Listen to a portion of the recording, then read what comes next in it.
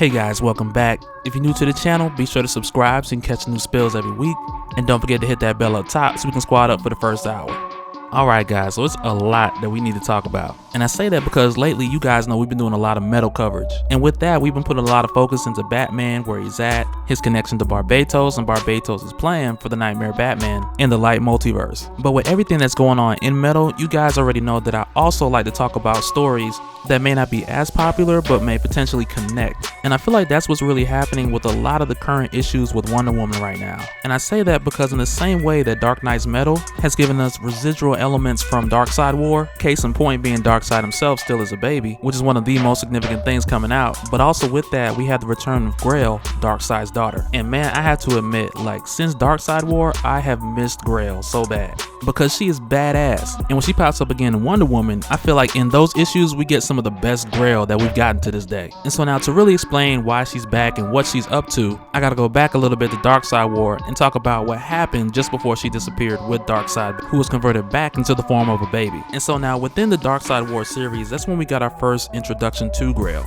And Grail's history is important too, because a lot of what we've seen happen between her mother and her as a child, we see Grail eventually doing the same thing when she runs off with her father. And this is real interesting because both Grail and Diana were born on the same day in Themyscira. But because Grail was a child of both Amazonian blood and a child of Darkseid, a prophecy was told about the destruction she would bring if she was allowed to grow older into an adult form. And as Grail got older, she eventually learned what her mother had to do in order to save her, because her mother Marina was like the greatest of all assassins on Themyscira. And at the moment of Grail's birth, when this prophecy was given, she had to do everything that she believed was necessary in order to secure the safety of her newborn daughter. And this included killing Penelope, who was Hippolyta's main oracle, and also Penelope, who was there as well. And the reason her mother did this, it was more with the intention of securing the safety of her daughter. She wasn't worried about any prophecy, she wasn't worried that her daughter was born different, but she knew, because the prophecy stated that she would bring great destruction and wage the war of a dark god, that the Amazonians would have slain her as a child just to prevent all of this from happening.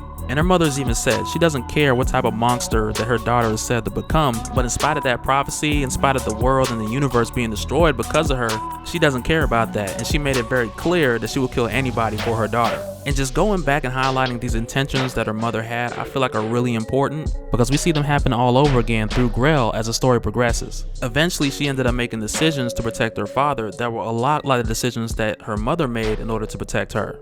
And now, just to make sure that everybody's up to speed to how Darkseid became a baby or whatever, this also occurred in the Darkseid War as well, and a lot of this information is just critical to know going forward so you understand why certain things are happening. So now, jumping back to the tail end of Darkseid War, where Darkseid was facing off with the Anti-Monitor, what ended up happening is the Anti-Monitor ended up using one of Darkseid's greatest weapons against him, and that great weapon being the Black Racer. And so now the Black Racer is a sentience that bonds with hosts, which is part of the way that Darkseid uses it as a critical weapon in a time of war. And that's the main reason why when we first see him in Darkseid War, because this thing is so powerful, we mainly haven't seen him because he's kind of like that ace up Darkseid's sleeve. But when Darkseid originally summons him to destroy the anti-god, that's when the unexpected takes place, because the Black Racer is stripped from his host and bonded with Barry Allen, the Flash. And because the Black Racer entity is a harvester of death, he's able to kill somebody with just a simple touch. And the Anti-Monitor uses that in combination with the anti-life equation in order to kill Darkseid. And it's clever that he did this with both elements being needed to actually kill Darkseid. And one thing that's important to know about Darkseid, that he wasn't born all-powerful. Originally he was a being named Usaz who lived amongst people who worshiped the gods out of fear, the old gods that is, and on a journey of taking on the old gods, he would kill them and absorb their power. And that's his most recent origin as far as the New 52. And it's really one of those things that's critical to know, because it plays a huge role in the process of bringing him back. Because what Grail ended up doing was using the newborn son of Superwoman, Alexander Luthor III, and merged him with the Omega effect that had been released at the point of Darkseid's death. And so we also find out that this Omega effect also holds the sentience of Darkseid when Adora, who is leader of the Forgotten People on Apokolips, takes Lex Luthor to be joined with the Omega effect, because she believes that this will fulfill the words of the blind prophet who spoke that when this Omega effect returns, it will be joined with a human, and this human would lead a new age. And so when he woke up inside this contraption that looked very much like what you would imagine the inside of a cosmic tuning fork to look like, Adora tells him, like, while he's down there, like, oh yeah, you might die, but if not, you're totally the one. And it's not really like he had a choice in the matter anyway, because he was beaten and taken against his will, but this process worked, and this is how Lex Luthor became the god of Apokolips.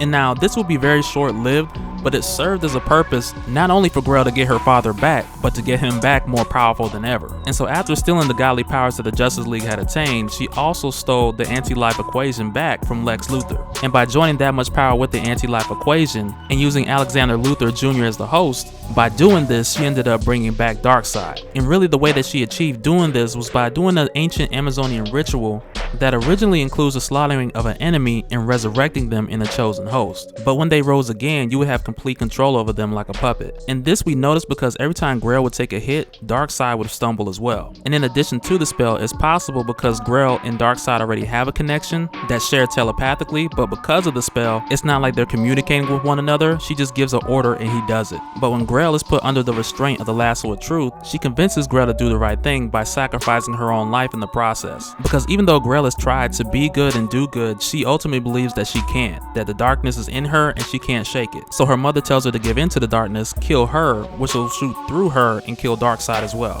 And when this is done, they all disappear. Grail, Darkseid, and the anti-life equation. But later we find Grail with Darkseid, who is in infant form and still possessing the anti-life equation. And it's from here forward to what I was talking about, and we start to see Grail do a lot of things and make the decisions her mother made. Because it's here that we see her that she swears that she's gonna raise Darkseid the same way that her mother raised her, constantly fighting the darkness to keep it at bay. And so after that, the next time we saw the Darkseid baby is when Bruce had stolen him from Grail and inadvertently taken him to the tomb of the Hathset. And when this happened in Dark Knight's Metal issue number 2, we never saw him actually take Darkseid from Grail, but Bruce had made it very clear that that's where he got Darkseid and that Grail will be coming after to look for him. But fast forward in just a bit, after Batman is exposed to Batmanium and taken into the Dark Multiverse, and after the Nightmare Batman crossover, at this point the infant Darkseid is really left to the supervision of the Court of Owls, which really isn't a whole lot of security in comparison to Grail, but we're not given all those details at this moment. All we really know is that she's got her father back and she's taken him to an undisclosed location. Argus is also after her, but we don't know how Argus got this information or what she went through to get her father back to get him to this remote location. But a lot like how I mentioned earlier, where her mother would do anything that she seemed to be necessary in order to protect Grail, Grail is the same way. But on the contrary, where there were certain times where her mother would show mercy, Grail wasn't exactly as merciful. And that's something that's been consistent with her ever since she was an infant as well. Because in times before when her mother spared lives that she could have easily taken, Grail would see no need for mercy and she took their lives anyway. And this history really gives us a good example of the tug of war that Grail is dealing with, because of the continual darkness that she's fighting with and has this tug of war with that she's trying to keep at bay constantly. And really when it comes to any moral code, all that matters at the end of it is her father and his well-being. But it's crazy because you have Darkseid even as an infant whose well-being depends on him feeding. And this is a guy who feeds on gods. So it's like, even though you have this intention of raising him the way your mother would, ultimately, in order to just feed him, which is one of the most basic needs, old gods are gonna have to die. But with the shortage of old gods, Grail would have to go after their offspring, because really she had to take whatever she could get. But also to explain how she communicates with her father even though he's an infant, like I mentioned earlier, her and her father have a connection. When she was younger, they would come to her like in the form of visions, at least she thought they were visions, when really it was Darkseid reaching out to her, putting thoughts in her mind, and just pulling her in the opposite direction from the way that her mother was raising her. But because of this same connection, Grail is able to communicate with Darkseid without even speaking to him. So as an infant, before he could even talk, she was already making communication with him. So after a failed attempt of Argus trying to apprehend Darkseid, Grail goes on this mission of killing every offspring of an old god that she can find. And this is what I was talking about as far as us seeing some of the best display of Grail's capabilities like ever. And the only exception I'd have to say is when she almost killed Shazam back in Darkseid War and went toe to toe with Wonder Woman. And I'm pretty sure if Shazam was anywhere around in DC Rebirth right now, that once again he would be the first one she would go for. Because one, he possesses the actual power of a god, which is insane, and if Darkseid was given this much power to feed off of, he may potentially be even more powerful than the new Darkseid that we saw at the end of Darkseid War. But with Shazam out of the picture, she has to go for what she can get, because even the different offsprings of the old gods, they also possess a spark of the old god's power, which Darkseid can use to feed off of. And you would think next after Shazam that Wonder Woman would be the next target, and we've seen Grail destroy her bracelets, which prior to that point, they were said to be indestructible. But she doesn't immediately go after Wonder Woman either, because she has special plans for her, part of which include turning Wonder Woman's twin brother Jason on her. But that's all that we know at this point. We know she has other plans for Wonder Woman, we just don't know exactly what they are. But when she hunts down the remaining offspring of the old gods, a lot of them are gone in hiding, but she cuts them down like they are nothing. Like in comparison to them, she is a wolf amongst sheep. And when she finds them, there's not much of any kind of battle going on. It's just slaughter and on to the next. And so now the only time we see her come across any type of challenge, if you will, is when she comes across Hercules. And when we come across Hercules, he's hiding in Alexanor, Oregon, under the alias of Paul Jackson. And out here he stays in a cabin that's very secluded, separated from the rest of the city and everybody else, mainly because he wants to stay away from all the madness that's going on, but also because there's quite a few relics that are in his cabin that we'll talk about later. But when Grail approaches Hercules, he doesn't know who she is.